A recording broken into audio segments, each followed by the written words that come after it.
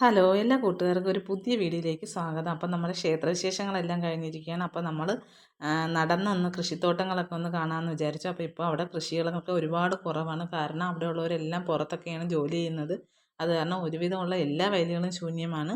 അപ്പോൾ ഇന്ന് കണ്ടൊരു കാഴ്ചയെന്ന് വെച്ചാൽ അവിടെ അമരയ്ക്ക കൃഷി ചെയ്യുന്നതാണ് കേട്ടോ. അപ്പം നമ്മളെ ഇങ്ങോട്ട് വരുന്ന അമരയ്ക്ക കൃഷിയാണ്.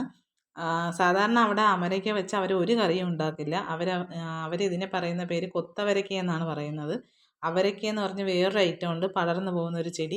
ആ കായാണ് അവരവിടെ കൂടുതൽ ഉപയോഗിക്കുന്നത്. ഇത് കൂടുതലും അവർ കയറ്റി അയക്കാൻ മാത്രമാണ് ഉപയോഗിക്കുന്നത്.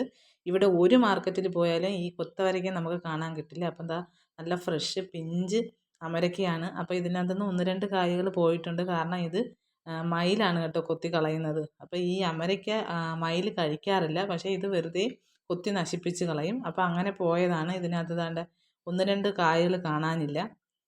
അപ്പോൾ ഇതാണ് അവരൊക്കെ കൃഷി. അപ്പോൾ ഒരുപാടുണ്ട്. അപ്പം പറിക്കാനുള്ള സമയമായിട്ടുണ്ട്. അപ്പോൾ ക്ഷേത്രത്തിലെ ചടങ്ങുകളൊക്കെ ആയതുകൊണ്ടാണ് അവർ പറിക്കാൻ താമസിക്കുന്നത്. കണ്ട ഇതാണ് അതിൻ്റെ തളിര്. അപ്പോൾ അമരയ്ക്ക കൃഷി നിങ്ങൾക്ക് എല്ലാവർക്കും ഇഷ്ടപ്പെട്ടു എന്ന് കരുതുന്നു.